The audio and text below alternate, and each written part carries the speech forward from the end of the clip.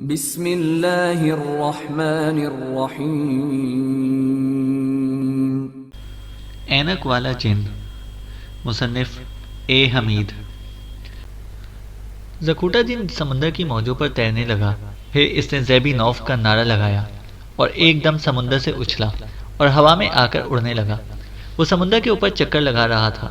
اسے عورت کی پراسرار آواز پر یقین تھا کہ عمر و عیار اسی جگہ سمندر کے نیچے کسی جگہ پر ہے۔ پراسرار آواز نے کہا تھا کہ نیچے کوئی شہر ڈوبا ہوا ہے۔ زکوٹا ذرا آگے گیا تو اسے ایک زوردار جھٹکا لگا اور وہ نیچے کو جھک گیا۔ ڈوبے ہوئے شہر کی مقناطیسی کشش اسے نیچے کھینچے جا رہی تھی۔ زکوٹا نے اپنے آپ کو سنبھالنے کی بڑی کوشش کی، مگر کوئی طاقت اسے نیچے کھینچتی سمندر میں لے گئی۔ سمندر میں ڈوبنے کے بعد زکوٹا نے چاروں طرف دیکھا۔ چاروں طرف سمندر کا پانی ہی پانی تھا۔ مچھلیاں اس کے قریب سے ہو کر گزر رہی تھیں۔ زکوٹا نیچے ہی نیچے جا رہا تھا۔ اس نے نظریں نیچے جھکائیں تو دیکھا کہ نیچے ایک ڈوبے ہوئے شہر کی چھتیں، میناریں، گلیاں، بازار اور مکان دکھائی دے رہے تھے۔ زکوٹا نے دل میں کہا، اللہ تیری شان، یہ تو شہر کا شہر ہی سمندر میں غرق ہو گیا ہے۔ یا اللہ تو میرے گناہ بخش دینا۔ زکوٹا ایک مکان کی چھت کے ساتھ جا کر لگ گیا۔ اس کے پاؤں بھی من بھاری ہو گئے تھے۔ اس نے خدا کو یاد کیا اور نعرہ لگایا، یا اللہ اپنے بندے کی مدد کرنا۔ اس نعرے کے ساتھ ہی زکوٹا کے پاؤں ہلکے ہو گئے۔ وہ آسانی سے چلتا ہوا مکان کی سیڑھیاں اتر گیا۔ نیچے مکان کے سارے کمروں میں سمندر کا پانی بھرا ہوا تھا۔ انسانی پنجر چارپائیوں پر بیٹھے نظر آ رہے تھے۔ زکوٹا مکان کے دروازے کے باہر نکل کر گلی میں آ گیا۔ گلی میں بھی اوپر تک پانی ہی پانی تھا۔ دکانوں پر دکانداروں کی ہڈیوں کے پنجر ہی بیٹھے تھے۔ گلی کے فرش پر بھی کچھ انسانی پنجر پڑے تھے۔ زکوٹا کو اب اپنے دوست عمرو کی تلاش تھی۔ وہ پانی سے بھری ہوئی گلیوں اور بازاروں میں پھرتا رہا۔ اچانک ایک جگہ اسے عمر و عیار کی ہلکی ہلکی خوشبو محسوس ہوئی۔ اس میں یاماک سانپ کی بو بھی ملی ہوئی تھی۔ پانی کے اندر ہونے کی وجہ سے بو ہلکی ہو گئی تھی۔ زکوٹا اس طرف چلا جس طرف سے عمرو اور یاماک کی خوشبو آ رہی تھی۔ وہ ایک حویلی کے دروازے پر آ کر رک گیا۔ حویلی کا دروازہ کھلا تھا۔ عمرو کی خوشبو حویلی کے اندر سے آ رہی تھی۔ جو ہی زکوٹا حویلی کے اندر داخل ہوا، دو انسانی پنجر پانی میں لڑکھڑاتے ہوئے اس کی طرف بڑھے۔ دونوں کے ہاتھوں میں ننگی تلواریں تھیں۔ زکوٹا نے زیبی نوف کا نعرہ لگایا اور کہا، مجھے کام بتاؤ، میں کس کو کھاؤں؟ میں تو دونوں کی ہڈیاں چبا جاؤں گا۔ تم شیطان کے چیلے ہو، میں شیطان کا دشمن ہوں۔ انسانی پنجروں نے زکوٹا پر حملہ کر دیا۔ زکوٹا نے اپنی کمر کے ساتھ لگا ہوا خنجر نکال کر چوما اور یا اللہ مدد کہہ کر دونوں پنجروں پر ٹوٹ پڑا۔ دیکھتے ہی دیکھتے دونوں انسانی پنجر ٹوٹ پھوٹ گئے۔ اس کی ہڈیاں بکھر گئیں۔ دو انسانی چیخیں بلند ہوئیں اور پھر غائب ہو گئیں۔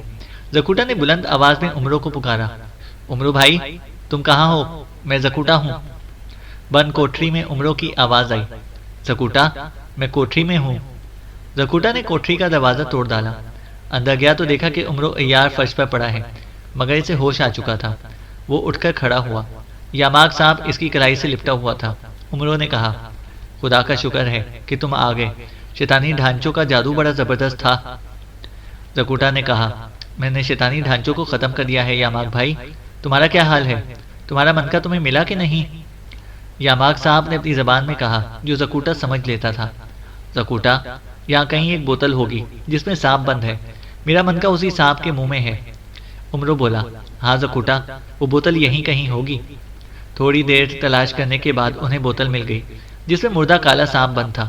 زکوٹا نے بوتل توڑ کر سانپ کے منہ سے منکا نکالا اور یاماک کو دیا اور کہا، یہی ہے نا تمہارا من؟ یہی ہے۔ یہ کہہ کر یاماک سانپ نے منکا اپنے منہ میں رکھ لیا۔ منکا منہ میں رکھتے ہی وہ سانپ سے انسانی شکل میں آ گیا۔ کہنے لگا، خدا کا شکر ہے زکوٹا کہ میری طاقت ایک بار پھر واپس آ گئی۔ زکوٹا نے پوچھا، عمرو یہ بتاؤ کہ ہمارا ساتھی دوست نستور کہاں ہے؟ عمرو کہنے لگا، اس کی کوئی خبر نہیں۔ اتنا سنا ہے کہ وہ کامئی ناگن کی مدد سے کسی خلائی سیارے میں پہنچ چکا ہے۔ چلو باہر چل کر بات کرتے ہیں۔ اس وقت تینوں دوست یعنی عمرو عیار، یاماک صاحب اور زکوٹا کی طاقتیں ان کے پاس موجود تھیں۔ وہ تیزی سے اوپر کو اچھلے اور تیر کی طرح اوپر کو جاتے ہوئے سمندر سے باہر نکلے اور پھر سمندر سے نکل کر ہوا میں اڑنے لگے۔ عمرو نے کہا، دوستوں ہم ماضی کے کون سے زمانے میں آ گئے ہیں؟ عمرو کہنے لگا، ہم اپنے زمانے سے 3000 سال پیچھے ماضی کے زمانے میں آ گئے ہوئے ہیں۔ یہ اٹلانٹک کا سمندر ہے اور کہتے ہیں کہ اسی نام کا یہاں ایک بر اعظم ہوا کرتا تھا جو خدا کے حکم سے سمندر میں غرق ہو گیا۔ یاماک بولا، کہتے ہیں کہ اس ملک کے لوگ بدکاریوں میں مبتلا ہو گئے تھے، ظلم کرتے تھے، چنانچہ انہیں سمندر نے نگل لیا۔ زکوٹا نے کہا، خدا ہمیں نیکی کی توفیق عطا کرے۔ جو لوگ نیک کام کرتے ہیں، بھوکوں کو کھانا کھلاتے ہیں، بیماروں کی خدمت کرتے ہیں، ماں باپ کا حکم مانتے ہیں، استادوں کی عزت کرتے ہیں، خدا ان سے خوش ہوتا ہے اور ان پر اپنی رحمتیں نازل کرتا ہے۔ اسی طرح یہ تینوں دوست سمندر کے اوپر اڑتے ہوئے باتیں کرتے جا رہے تھے۔ اس وقت وہ شمالی افریقہ کے اوپر سے گزرتے ہوئے ملک روم کی طرف جا رہے تھے۔ راستے میں انہیں نیچے ایک صحرا دکھائی دیا جس میں دریا کے کنارے ایک شہر آباد تھا۔ زکوٹا نے کہا، دوستوں، اس شہر میں اتر کر معلوم کرتے ہیں کہ یہ کون سا شہر ہے اور اس پر کس بادشاہ کی حکومت ہے۔ شاید یہاں سے ہمیں نستور کا کوئی سراغ مل جائے۔ تینوں دوست ہوا میں اڑتے ہوئے غوطے لگا کر نیچے کھجور کے درختوں کے پیچھے دریا کے کنارے اتر پڑے۔ وہ ظاہری یعنی زندہ حالت میں تھے۔ عمرو نے زکوٹا کی طرف دیکھ کر کہا، زکوٹا، تمہارے سر پر جو سینگ ہیں انہیں دیکھ کر ہمارا بھید کھل سکتا ہے کہ ہم جن اور جادوگر ہیں، اس لیے یہ سینگ غائب کر دو۔ اس نے زیبی نوف کا نعرہ لگایا اور اس کے سر کے دونوں سینگ غائب ہو گئے۔ اب وہ بھی عمرو اور یاماگ کی طرح انسانی شکل میں آ گیا تھا۔ تینوں دوست دریا کے ساتھ ساتھ چلتے شہر کے دروازے پر آئے۔ شہر کے چاروں طرف اونچی دیوار تھی۔ دروازہ بہت اونچا تھا اور اس میں لوہے کی میخیں ٹھکی ہوئی تھیں۔ پرانے زمانے میں شہروں کے دروازے اسی قسم کے رات کو شہر کے دروازے بند کر دیے جاتے تھے، صبح کو کھول دیے جاتے تھے۔ عمرو، عیار، یاماگ اور زکوٹا شہر میں داخل ہو گئے۔ انہوں نے ایک آدمی سے پوچھا، بھائی، یہ کون سا شہر ہے اور یہاں پر کس بادشاہ کی حکومت ہے؟ زکوٹا نے اردو زبان میں سوال پوچھا تھا۔ آدمی زکوٹا کا منہ تکنے لگا، وہ یہ زبان نہ سمجھ سکا تھا۔ عمرو نے کہا، زکوٹا، ہم 3000 سال پرانے زمانے میں آ گئے ہیں، یہاں اردو زبان کوئی نہیں جانتا۔ میں نے محسوس کیا ہے کہ یہ لوگ عبرانی اور رومن زبان بولتے ہیں، ہمیں بھی یہی زبان بولنی چاہیے۔ زکوٹا ہنس کر کہنے لگا، ابھی نعرہ لگا کر یہ زبانیں بھی سیکھ لیتا ہوں۔ زکوٹا نے نعرہ لگایا، زیبی نوف۔ بازار میں چلتے لوگ اس کی طرف پلٹ کر دیکھنے لگے۔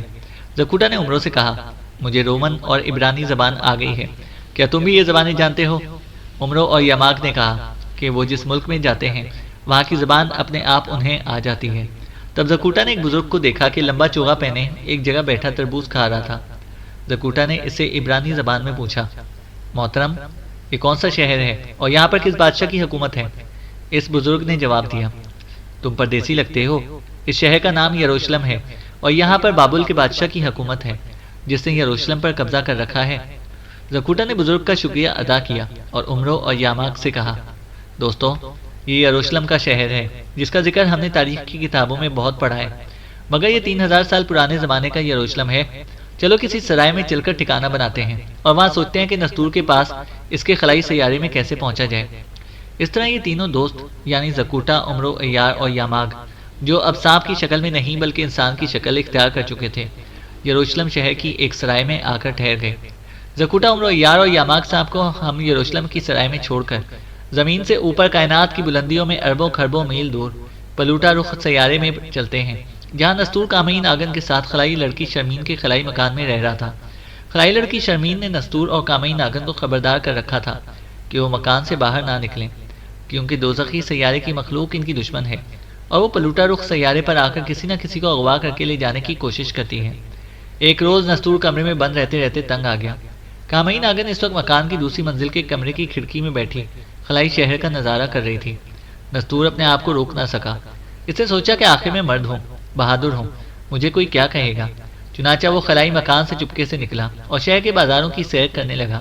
خلائی شہر کے بازار کھلے کھلے تھے اور اسٹوروں کی دیواریں موٹے شیشوں کی تھیں۔ نستور نے دیکھا کہ یہاں کی خلائی مخلوق کی شکلیں بالکل اپنی زمین کے انسانوں کی طرح تھیں۔ وہ بے فکر ہو کر ایک اسٹور میں داخل ہو گیا۔ یہاں عجیب عجیب قسم کے شیشے کی چیزیں بک رہی تھیں۔ اسٹور کے دوسرے دروازے سے وہ ایک باغ میں آ گیا۔ یہاں درخت اگے ہوئے تھے جن کا رنگ نیلا، کالا اور سرخ تھا۔ نستور یہ بھول گیا تھا کہ یہ لاکٹ نہیں ہے اور اس کی طاقت ختم ہو چکی ہے۔ وہ باغ میں سیر کرتا کرتا ایک چشمے پر آیا جہاں سرخ رنگ کا پانی بہہ رہا تھا۔ پاس ہی ایک سفید رنگ کا پانی کا چشمہ بھی تھا۔ وہ ذرا آگے گیا تو اسے ایک بوڑھی عورت اپنی چھوٹی سی کوٹری کے باہر بیٹھی نظر آئی۔ اس نے نستور کو دیکھ کر کہا، بیٹا، مجھے سفید چشمے سے سفید رنگ کا پانی لا دے، بڑی پیاس لگی ہے۔ نستور نے جلدی سے پکڑا اور پانی لینے چلا گیا۔ جب وہ پانی لے کر واپس آیا تو دیکھا کہ بوڑھی عورت اپنی کوٹری میں بیٹھی تھی۔ کہنے لگی، بیٹا، پانی اندر لے آ۔ نستور پانی کا پیالہ لے کر کوٹری میں داخل ہوا۔ بوڑھی عورت نے نستور کا ہاتھ پکڑ لیا۔ ہاتھ لگتے ہی نستور پر ریشہ طاری ہو گیا۔ اسے یوں لگا جیسے اسے بجلی کا زبردست کرنٹ لگ گیا ہو۔ وہ کانپنے لگا اور کانپتے کانپتے وہیں گر پڑا اور بے ہوش ہو گیا۔ بوڑھی عورت نے اپنے بال کھول دیے۔ وہ ایک دم سے جوان مگر بڑی مکروہ شکل والی بدروح بن گئی۔ یہ دوزخی سیارے کی بدروح تھی، جو دوزخی سیارے کی بدروح ملکہ کے حکم سے پلوٹا رخ سیارے میں کسی آدمی کو اغوا کرنے آئی تھی۔ بدروح عورت نے نستور کو ایک سلنڈر میں ڈال کر شعاؤں میں تبدیل کیا، خود بھی شعاؤں میں تبدیل ہو گئی اور اپنے دوزخی سیارے پر پہنچ گئی۔ یہ دوزخی سیارہ ہماری خوبصورت زمین سے بلکہ پلوٹا رخ سیارے سے بھی کروڑوں میل کے فاصلے پر واقع تھا۔ اس سیارے کو دوزخی سیارہ اس لیے کہتے تھے کہ اس میں جگہ جگہ آتش فشاں پہاڑ آگ اگلتے تھے۔ سینکڑوں میل لمبے میدان تھے جن میں کھولتا ہوا لاوا دریاؤں کی طرح بہتا تھا۔ اونچی نیچی پہاڑیاں تھیں جن کے غاروں میں سے ہر وقت بھاپ نکلتی رہتی تھی۔ ان پہاڑیوں کی دوسری جانب ویران ٹیلوں کے درمیان ایک بہت بڑا محل تھا۔ یہ دوزخی سیارے کی ملکہ کا محل تھا۔ یہ بڑی ظالم اور گناہ گار ملکہ تھی۔ بھاپ والی گرم غاروں اور آتش فشاں پہاڑیوں میں رہنے والی گناہ گار دوزخی بدروہیں اس ملکہ کی رعایا تھیں۔ ملکہ ہر مہینے کی سب سے تاریک رات کو پلوٹا رخ سے ایک مرد کو اغوا کروا کر منگواتی تھی اور پھر اسے دوزخی سیارے کے سب سے خوفناک آتش فشاں پہاڑ میں پھینک کر دوزخی دیوتا کو قربانی دیتی تھی۔ اس بار وہ نستور کی قربانی دے رہی تھی۔ نستور کو اس لیے پلوٹا رخ سیارے سے اغوا کر کے یہاں لایا گیا تھا۔ بدروح عورت نے نستور کو ملکہ کے خاص کمرے میں لے جا کر تخت پر لٹا دیا۔ نستور بالکل بے ہوش تھا۔ ملکہ اپنی 4 بدروحوں کنیزوں کے ساتھ کمرے میں آئی اور نستور کو بے ہوش پڑے دیکھ کر بولی، واہ، اس دفعہ آتش فشاں کے لیے ہم بڑے صحت مند انسان کی قربانی دے رہے ہیں، دیوتا بڑا خوش ہوگا۔ پھر اسے حکم دیا کہ نستور کو پرسوں رات آتش فشاں کے پہاڑ کے دہانے پر سے کھولتے ہوئے لاوے میں پھینک دیا جائے، اس کی تیاری شروع کر دی جائے۔ اسی دن سے ملکہ کے محل میں بدروحوں نے ناچ گانا شروع کر دیا۔ رات کے پچھلے پہر نستور کو ہوش آیا تو یہ دیکھ کر بڑا حیران ہوا کہ وہ بوڑھی عورت کی کوٹری کی بجائے کسی عالیشان محل میں ہے۔ 2 بدروہیں اس کے سر پر کھڑی پہرا دے رہی ہیں۔ ان کے ہاتھوں میں ایک خلائی پستول تھے جن کے بٹن دبانے سے سرخ رنگ کی قاتل شعاع نکلتی تھی۔ نستور نے مکروہ شکل والی بدروح کو دیکھا تو پوچھا، میں کہاں ہوں؟ بدروح نے کوئی جواب نہ دیا۔ نستور نے دیکھا کہ اسے لوہے کی زنجیروں کے تخت کے ساتھ جکڑ دیا گیا تھا اور وہ اپنی جگہ پر ذرا سی بھی حرکت نہیں کر سکتا۔ اس نے دوسری بار اپنا سوال دہرایا تو ایک بدروح عورت نے نوکیلے دانت نکال کر کہا، تو دوزخی سیارے پر ہے اور پرسوں رات تجھے آتش فشاں دیوتا پر قربان کر دیا جائے گا۔ نستور فوراً سمجھ گیا کہ جس عورت کو اس نے پانی لا کر دیا تھا وہ کوئی بدروح تھی جو اسے اغوا کر کے دوزخی سیارے میں لے آئی ہے۔ اب اسے اپنی غلطی پر پچھتاوا لگا تھا کہ اس نے شرمین کے کہنے کے خلاف خلائی مکان سے باہر کیوں قدم رکھا، مگر اب پچھتانے سے کوئی فائدہ نہیں تھا۔ انسان کو چاہیے کہ وہ ہمیشہ بزرگوں کے کہنے پر عمل کرے، کیونکہ بزرگوں اور بڑوں کو زندگی کی باتوں کا بڑا تجربہ ہوتا ہے۔ وہ جو کچھ کہتے ہیں اس کے پیچھے زمانے کا تجربہ ہوتا ہے۔ ان کی باتوں پر عمل کر کے ہم کئی مصیبتوں میں پھنسنے سے بچ سکتے ہیں۔ خلائی مخلوق لڑکی شرمین کو تجربہ تھا اور معلوم تھا کہ دوزخی مخلوق انسان کی شکل بنا کر وہاں آتی ہے اور کسی نہ کسی انسان کو اغوا کر کے لے جاتی ہے، جس کا بعد میں کچھ پتہ نہیں چلتا کہ وہ کہاں چلا گیا۔ چنانچہ اس نے کامئی ناگن اور نستور کو گھر سے باہر نکلنے سے منع کر دیا تھا، مگر نستور نے منمانی کی اور مصیبت میں پھنس گیا۔ جب نستور کو یہ معلوم ہوا کہ اسے ایک رات چھوڑ کر آتش فشاں پہاڑ کے دہانے میں گرم کھولتے لاوے میں گرا دیا جائے گا تو وہ دل میں بڑا خوفزدہ ہوا، کیونکہ اس کے پاس کوئی طاقت نہیں تھی۔ طلسمی لاکٹ کے گم ہو جانے سے اس کی طاقت جاتی رہی تھی۔ وہ سوچنے لگا کہ وہ کھولتے ہوئے لاوے میں گرتے ہی پگھلا ہوا لاوا بن جائے گا، مگر نستور نے ہمت کبھی نہیں ہاری تھی۔ اس کو اپنے خدا پر بھروسہ تھا اور وہ مصیبت کے وقت بھی ثابت قدم رہتا تھا۔ اس نے ایک بدروح سے کہا، اچھی بہن، میں کوئی انسان نہیں ہوں بلکہ انسانوں کی زمین کے کوہ کاف کا جن ہوں۔ بدروح نے ہنس کر کہا، اگر جن ہو تو پھر اپنی طاقت کیوں نہیں دکھاتے؟ نستور نے بھولے پن سے کہہ دیا، کیا کروں بدروح بہن، میری طاقت جس لاکٹ میں تھی وہ سامری جادوگر نے چوری کر لیا ہے، میری طاقت ختم ہو گئی ہے۔ اب خدا کا کرنا کیا ہوا کہ یہ بدروہیں دن کے وقت اپنی ڈیوٹی ختم کر کے چلی گئیں تو ان کی جگہ دوسری بدروہیں پہرا دینے آ گئیں۔ رات کو جو بدروہیں پہرا دے رہی تھی ان میں سے ایک بدروح اپنی سہیلیوں کے غار میں گئی اور جا کر کہنے لگی، بدروح بہنوں سنو، اس دفعہ آتش فشاں دیوتا پر کوہ کاف کا جن قربان کیا جا رہا ہے۔ وہاں اتفاق سے وہ بدروح بھی بیٹھی تھی جن کے پاس نستور کا لاکٹ تھا، جس کو ہلاک کرنے کے بعد سامری نے اس کی بدروح کو لاکٹ دے کر کہا تھا، تم دوزخی سیارے پر جا رہی ہو، نستور کے لاکٹ کی حفاظت کرنا۔ اگر یہ لاکٹ نستور کے پاس چلا گیا یا تم سے گم ہو گیا تو یاد رکھنا میں اپنی جادو نگری میں تمہارے سارے گھر والوں کو قتل کر دوں گا۔ اس بدرو کا نام کیرانی تھا۔ کیرانی بدرو نے جب یہ سنا تو وہیں سن ہو کر رہ گئی۔ اس کا مطلب تھا کہ نستور جن دوزخی سیارے پر پہنچ گیا ہے اور اسے دیوتا پر قربان کیا جا رہا ہے۔ کرانی بدرو کو دل میں تھوڑا تھوڑا افسوس بھی لگنے لگا کہ بیچارہ نستور پرسوں مارا جائے گا، اس کو کھولتے ہوئے لاوے میں دھکیل دیا جائے گا اور پھر اس کی لاش بھی نہیں ملے گی۔ مگر وہ لاکٹ نستور کو دینا بھی نہیں چاہتی تھی۔ اسے معلوم تھا کہ اگر اس نے نستور کو لاکٹ دے دیا تو اس کی طاقت واپس آ جائے گی اور پھر وہ وہاں سے بڑی آسانی سے فرار ہو سکے گا۔ جب وہ فرار ہو جائے گا تو سامری کو پتہ چل جائے گا کہ لاکٹ نستور کو مل گیا ہے اور بدرو کیرانی کے گھر والوں کو قتل کر دے گا۔ کیرانی بدرو خاموش رہی۔ اس نے یہ بات کسی کو نہ بتائی، مگر اس کا دل جو دوزخ میں آنے کے بعد ہر وقت خدا سے اپنے گناہوں کی معافی مانگتا رہتا تھا اداس ہو گیا۔ وہ نستور کو بے گناہ موت کے منہ میں جاتے بھی نہیں دیکھ سکتی تھی، مگر اپنے گھر والوں کو بھی قتل ہوتے نہیں دیکھ سکتی تھی۔ سارا دن گزر گیا، دوسرے دن کی رات آ گئی۔ اب اگلے دن رات کو نستور کو بدروحوں کی ملکہ کے حکم سے کھولتے ہوئے لاوے میں پھینکا جانا تھا۔ اس رات کیرانی بدرو کا دل بے چین ہو گیا۔ اتفاق سے اس کی ڈیوٹی نستور کے پاس لگی۔ نستور تخت پر زنجیروں میں جکڑا بے بس پڑا تھا۔ کیرانی بدرو کے ساتھ ایک دوسری بدرو بھی وہاں نستور کی رکھوالی کے لیے موجود تھی۔ کیرانی بار بار نستور کو رحم بھری نظروں سے دیکھتی۔ نستور کو بھی محسوس ہو گیا کہ اس بدرو کے دل میں اس کے لیے ہمدردی ہے۔ جب آدھی رات گزر گئی تو کیرانی بدرو نے نستور کی جان بچانے کا فیصلہ کر لیا۔ اس نے دوسری بدرو کو کسی کام سے کمرے میں باہر بھیجا اور خود نستور کے قریب ہو کر بولی، تمہارا لاکٹ کہاں گیا؟ نستور نے کہا، بدرو بہن، میرا لاکٹ جادوگر سامری نے دشمنی میں آ کر چھین لیا ہے اور میری طاقت ختم ہو گئی ہے۔ اب مجھے اذیت ناک موت مرنا ہی ہوگا۔ کیرانی نے کہا، تمہارا نام نستور ہے نا؟ بدرو سے اپنا نام سن کر نستور بڑا حیران ہوا، کہنے لگا، بہن تجھے میرا نام کیسے معلوم ہوا؟ کیرانی بدرو نے ادھر ادھر دیکھا، پھر کہنے لگی، اگر تم وعدہ کرو کہ میرے ماں باپ کو سامری کے انتقام سے بچا لو گے تو میں تمہیں بتا سکتی ہوں کہ تمہارا لاکٹ کہاں ہے۔ نستور اور زیادہ حیران ہوا، بولا، بہن میں سمجھا نہیں کہ تم کیا کہہ رہی ہو؟ تم میرا طلسمی لاکٹ لا سکتی ہو؟ کیرانی بدرو نے کہا، تمہارا طلسمی لاکٹ میرے پاس ہے۔ نستور خوشی سے اچھل پڑا، مگر زنجیروں میں جکڑا ہوا ہونے کی وجہ سے زیادہ نہ اچھل سکا تھا۔ نستور نے تعجب سے پوچھا، تمہارے پاس میرا لاکٹ کیسے آ گیا؟ تب بدرو کیرانی نے نستور کو سامری کی کہانی سنا ڈالی کہ کس طرح سامری نے اسے قتل کر کے بدروح میں تبدیل کیا اور پھر طلسمی لاکٹ اس کے حوالے کر کے کہا کہ تم دوزخی سیارے پر جا رہی ہو، اس لاکٹ کی حفاظت کرنا۔ اگر لاکٹ گم ہو گیا یا نستور کے پاس چلا گیا تو پیچھے تمہارے سارے خاندان کو قتل کر دوں گا۔ نستور خوش بھی ہوا کہ اسے اس کا طلسمی لاکٹ مل گیا، مگر اسے افسوس بھی ہونے لگا کہ اب کیرانی بدرو کے گھر والوں کی جان خطرے میں ہے۔ اس نے بدرو سے کہا، کیرانی تم اس وقت لاکٹ مجھے دے دو تاکہ میں اپنی جان بچا سکوں، اس کے بعد میں وعدہ کرتا ہوں کہ تمہارے گھر والوں کی بھی جان بچا لوں گا۔ بدرو کیرانی نے کہا، مجھ سے وعدہ کرو کہ تم میرے گھر والوں کو سامری کے انتقام سے بچا لو گی۔ نستور نے کہا، میں وعدہ کرتا ہوں۔ تب کیرانی بدرو نے اپنی قمیض کے اندر چھپایا ہوا طلسمی لاکٹ نکال کر نستور کے حوالے کر دیا۔ نستور نے لاکٹ لے کر چوما اور اپنے گلے میں ڈال لیا۔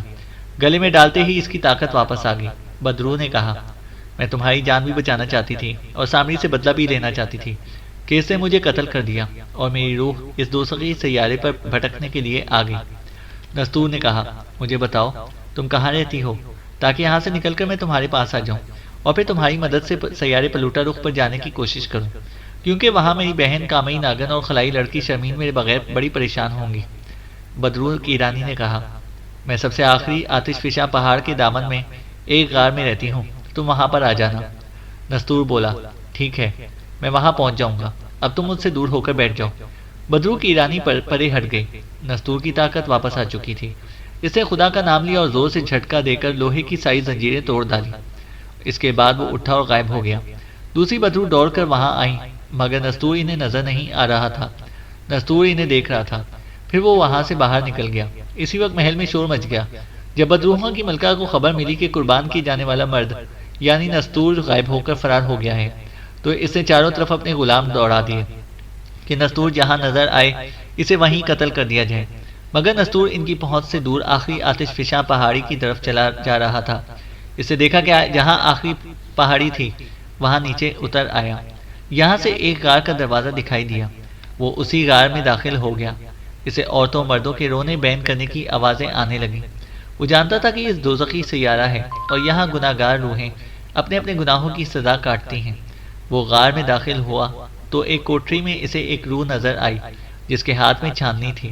اس کے قریبی چشمہ بہہ رہا تھا۔ وہ چھاننی میں پانی ڈالنے کی ناکام کوشش کر رہا تھا، ساتھ ساتھ رو بھی رہا تھا۔ نستور نے پوچھا، بھائی تجھے کس گناہ کی سزا ملی ہے؟ اس آدمی نے کہا، بھائی میں دنیا میں بڑا مغرور تھا، کوئی میرے گھر پر ملنے آتا تھا تو اسے پانی بھی نہیں پوچھتا تھا۔ مرنے کے بعد مجھے یہ سزا ملی ہے کہ پیاس سے میرا دم نکلا جا رہا ہے، مگر مجھے حکم ہے کہ چھلنی میں پانی ڈال کر پیو۔ میں ویسے پانی پینے کی کوشش کرتا ہوں تو پانی غائب ہو جاتا ہے۔ نستور نے اس گناہ گار کی مغفرت کی دعا کی اور آگے بڑھ گیا۔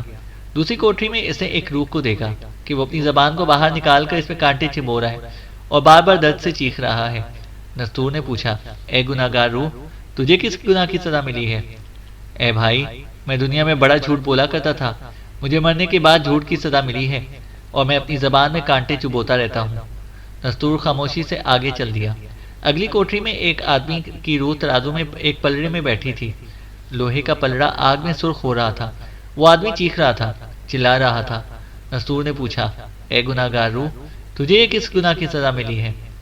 آدمی کی روح نے کہا، اے بھائی میں دنیا میں رہ کر لوگوں کو چیزیں کم تول کر دیتا تھا، مجھے اس گناہ کی سزا ملی ہے۔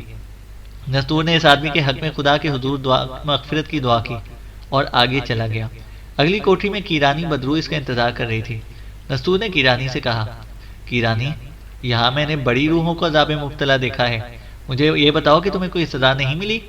کیرانی نے کہا، میں بھی گناہ گار تھی مگر سامری نے مجھے قتل کر دیا، مجھ پر ظلم ہوا، خدا نے میرے عذاب کو کم کر دیا۔ اب میرے لیے صرف یہی سزا ہے کہ میں اس گرم بھاپ والی کوٹری میں رہتی ہوں اور اس دوزخی سیارے سے اس وقت تک نجات حاصل نہیں ہو سکتی جب تک کہ میری روح کے سارے گناہ صاف نہیں ہو جاتے۔ نستور بولا، خدا تمہاری سزا بھی کم کرے، میں آ گیا ہوں۔ اب یہ بتاؤ کہ تم یہاں سے فرار ہونے میں میری کیا مدد کر سکتی ہو، کیونکہ میں جلدی پلوٹا رخ سیارے پر واپس جانا چاہتا ہوں۔ مجھے ابھی اپنے دوستوں زکوٹا اور یاماگ اور عمرو ایار کے پاس بھی جانا ہے۔ بدرو کی رانی کہنے لگی، یہاں سے فرار ہونا کوئی آسان بات نہیں ہے۔ ہاں یہاں ایک بوڑھی بدرو رہتی ہے، کہتے ہیں کہ اسے اس دوزخی سیارے پر آئے ہوئے ہزاروں سال بیت گئے ہیں، وہ اس سیارے کے سارے راز جانتی ہے۔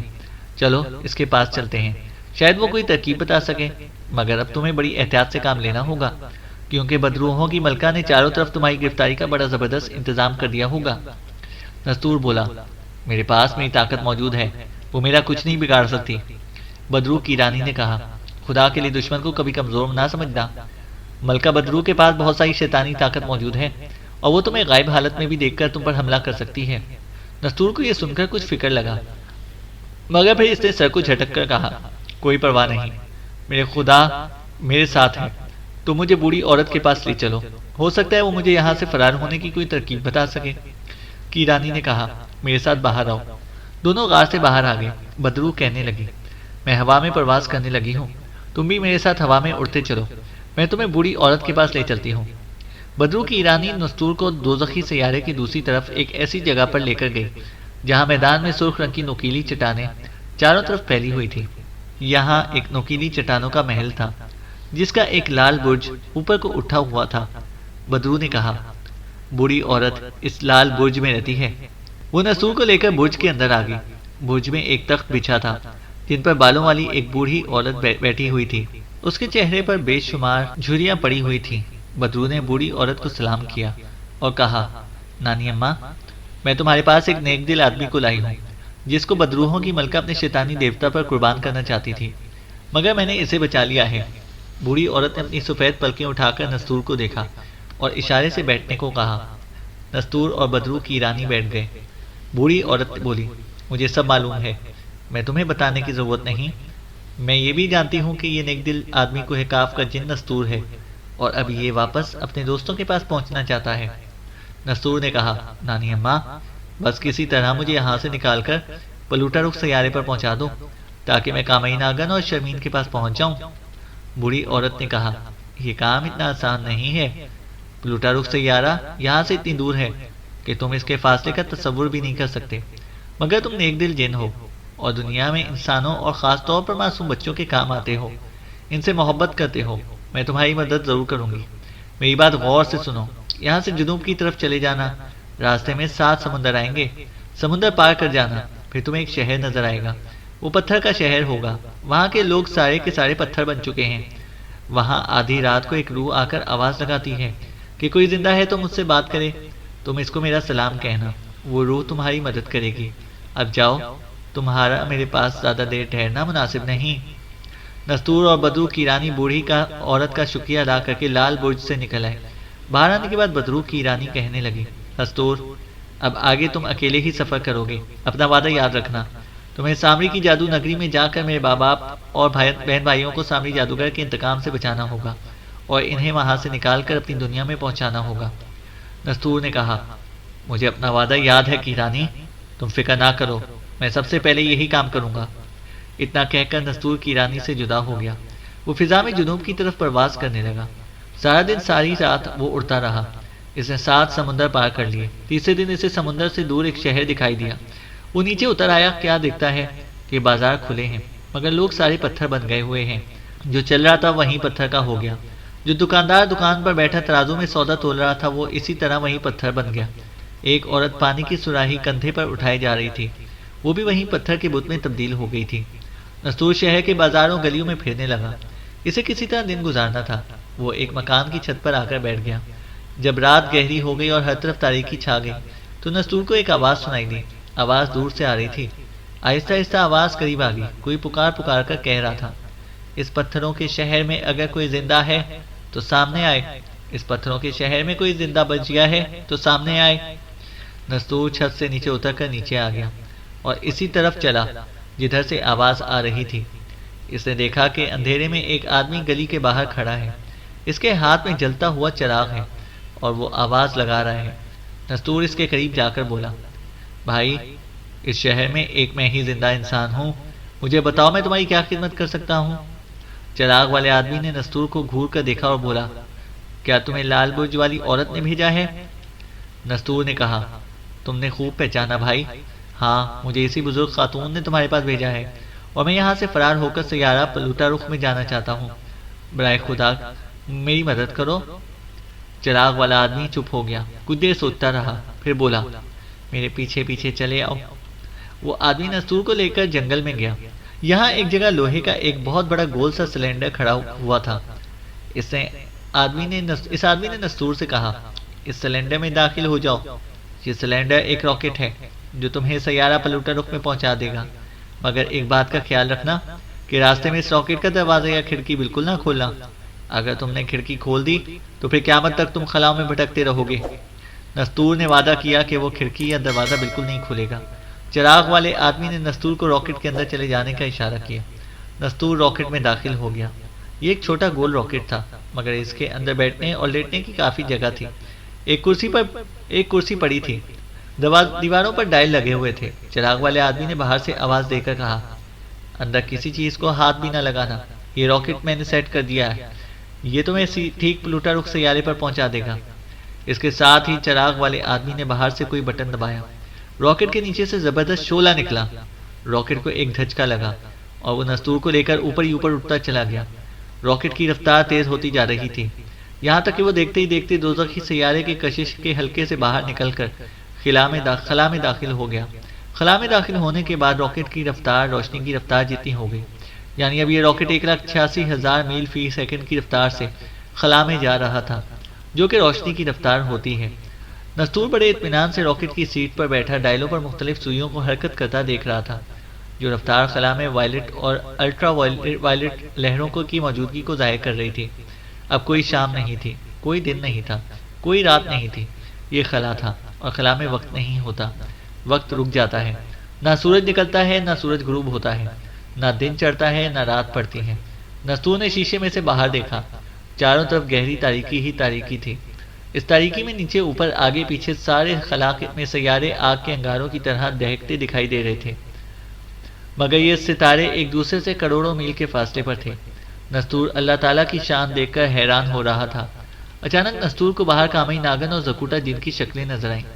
زکوٹا نے راکٹ کی کھڑکی کے قریب آ کر زور سے نعرہ لگایا، نستور بھائی، ہمیں اندر آنے دو، باہر سخت گرمی ہے، ہم جل رہے ہیں، کامئی ناگر نے بھی چلا کر کہا، نستور بھائی دروازہ کھولو، ہمیں اندر آنے دو، باہر تپش میں ہمارے جسم چل رہے ہیں۔ نستور زکوٹا اور کامئی ناگن کو تکلیف میں دیکھ کر چراغ والے آدمی کے ساتھ کیے گئے وعدے کو بھول گیا کہ وہ دروازہ کسی حالت میں بھی نہیں کھولے گا۔ اسے گھبرا کر جلدی سے دروازہ کھول دیا۔ دروازہ کھلتے ہی زکوٹا اور کامئی ناگن کی شکلیں غائب ہو گئیں اور نستور راکٹ سے باہر خلا میں گر گیا۔ خلا میں گرتے ہی وہ اس طرح تیرنے لگا جس طرح دریا کی لہروں پر گرا ہوا کوئی پتا تیرتا ہے۔ راکٹ بجلی کی طرح اس کے قریب سے نکل گیا۔ راکٹ دیکھتے ہی دیکھتے نستور کی نظروں سے غائب ہو گیا۔ اب خلا کی وسعت تھی اور نستور تھا۔ تب اسے احساس ہوا کہ اسے دروازہ کھول کر کس قدر غلطی کی۔ اسے دروازہ نہیں کھولنا چاہیے تھا۔ وہ اصل کامئی ناگن اور زکوٹا نہیں تھے، بلکہ شیطانی طاقتیں اسے ورغلا کر وعدہ خلافی کرائی تھی اور اسے خلا میں قیامت تک بھٹکنے کے لیے چھوڑ دیا تھا۔ خلا میں آنے کے بعد نستور کو محسوس ہوا کہ خلا میں گرمی یا تپش بالکل نہیں ہے، بلکہ اتنی سردی ہے کہ اگر نستور انسان ہوتا اور جن نہ ہوتا تو اتنی سردی میں برف کا گولا بن جاتا، مگر وہ جن تھا اور اس کی طاقت بھی اس کے پاس موجود تھی۔ اسے سردی بہت لگ رہی تھی مگر وہ برف نہیں بنا تھا۔ دوستو، ہم یہاں آپ کو خلا کے بارے میں اتنا ضرور بتانا چاہتے ہیں کہ خلا میں اتنی سردی ہوتی ہے کہ اس کے مقابلے میں ہماری دنیا کی برف کوئی حیثیت نہیں رکھتی۔ خلا کی اس سرد فضا کو انگریزی میں ایتھر کہتے ہیں۔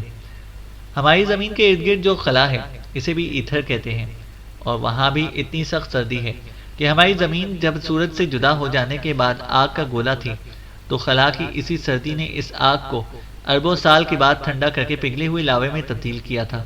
پھر اسی خلا کی سخت سردی نے ہماری زمین کی اوپر والی سطح کو ٹھنڈا کر دیا۔ یہ سردی زمین کے اندر نہیں جا سکتی تھی، چنانچہ ہماری زمین کے اندر آج بھی آگ ہی آگ ہے اور پگھلے ہوئے پہاڑوں چٹانوں کا لاوا ہر وقت کھولتا رہتا ہے۔ خلا کی یہی سخت سردی سورج کو بھی آہستہ آہستہ ٹھنڈا کر رہی ہے، مگر سورج اتنا بڑا ہے اور اس میں اس قدر زیادہ آگ اور گیسیں ہیں کہ اس کو ٹھنڈا ہوتے ہوتے بھی کئی ارب سال لگ جائیں گے۔ بہرحال یہ سائنس کی باتیں ہیں جن کا جاننا بہت ضروری ہے تاکہ ہمیں معلوم ہو کہ ہماری زمین کیسے بنی اور پھر کیسے اور کس طرح ٹھنڈی ہوئی اور اس پر کس طرح زندگی کے آثار نمودار ہونے لگے۔ اس وقت ہم خلا میں تیرتے ہوئے نستور کے پاس چلتے ہیں۔ خلا میں چونکہ کسی طرف سے بھی کوئی کشش نہیں ہوتی، اس لیے آدمی وہاں تیرتا رہتا ہے۔ اگر نستور جن کی بجائے عام انسان ہوتا تو خلا میں آتے ہی اس کا جسم پھٹ کر ریزہ ریزہ ہو جاتا، کیونکہ یہ بھی سائنس کا اصول ہے کہ خلا میں باہر سے کوئی دباؤ نہیں ہوتا۔ ہم اپنی زمین پر صرف اس لیے زندہ چلتے پھرتے ہیں اور پھٹ نہیں جاتے کہ باہر سے اور اوپر سے ہم پر فضا کا بڑا زبردست دباؤ پڑا ہوا ہے۔ اس شدید دباؤ کا ہمیں احساس نہیں ہوتا۔ یہ خدا کی رحمت ہے۔ اسی دباؤ نے ہمارے جسموں کو بند کر کے رکھا ہوا ہے۔ اگر کسی طرح یہ دباؤ اٹھا لیا جائے تو ہمارا جسم پھٹ جائے اور ہمارا خون اچھل کر باہر آ جائے، لیکن اللہ تعالیٰ نے اپنی خاص رحمت اور حکمت سے کام لے کر ہمارے لیے اس دنیا کو ہمارے مطابق بنا دیا کہ جہاں ہم رہ کر نیک کام کر سکیں، اللہ کے احکام بجا کر لائیں اور اس کا شکر ادا کرتے رہیں۔ نستور چونکہ غیر معمولی طاقت والا جن تھا، اس لیے وہ ابھی تک زندہ تھا اور اس کا جسم پھٹا نہیں تھا۔ پیارے دوستوں، ایک اور بات یاد رکھنے والی ہے کہ جو ہم زمین سے بلند ہوتے جاتے ہیں، ہوا کا دباؤ کم ہوتا جاتا ہے۔ چنانچہ جیٹ ہوائی جہاز جب بہت بلندی پر پہنچتا ہے تو جہاز کے اندر بیٹھے ہوئے مسافروں کے لیے وہاں مصنوعی دباؤ یعنی پریشر قائم رکھنا پڑتا ہے۔ جو ہم فضا میں بلند ہوتے جاتے ہیں، آکسیجن بھی کم ہوتی جاتی ہے۔ چنانچہ آپ نے دیکھا ہوگا کہ جو لوگ پاکستان کی بلند ترین چوٹی K2 پر چڑھتے ہیں، انہیں اوپر جا کر آکسیجن ماسک پہننے پڑتے ہیں، کیونکہ وہاں آکسیجن نہ ہونے کے برابر ہوتی ہے اور آدمی بڑی مشکل سے سانس لیتا ہے۔ پیارے دوستوں، ہوا کے دباؤ میں آپ کو ایک اور مثال یہاں ضرور دینا چاہوں گا تاکہ سائنس کا یہ اصول بھی آپ کے ذہن میں رہے۔ آپ نے اکثر ان عورتوں کو جو کوہ مری یا کسی دوسرے پہاڑ پر جاتی ہیں یہ کہتے ہوئے سنا ہوگا کہ وہاں گوشت ہانڈی میں دیر سے گلتا ہے۔ اس کی وجہ بھی یہی ہوتی ہے کہ پہاڑ اونچے ہوتے ہیں اور وہاں جا کر ہوا کا دباؤ کم ہو جاتا ہے، مگر یہ دباؤ اتنا کم ظاہر ہو جاتا ہے اور گوشت دیر میں گلتا ہے۔ بہرحال اب اپنی کہانی کی طرف آتے ہیں۔ نستور خلا میں تیرتا جا رہا تھا۔ وہ بڑا پچھتا رہا تھا کہ اس نے چراغ والے آدمی کی ہدایت کے خلاف جذبات میں آ کر راکٹ کا دروازہ کھول دیا، اور اب خدا جانے یہ خلا اسے کہاں اور کس طرف لے جائے۔ چینل کو سبسکرائب کریں اور بیل آئیکن کو پریس کریں تاکہ ہماری ہر اپڈیٹ آپ کو بر وقت مل سکے۔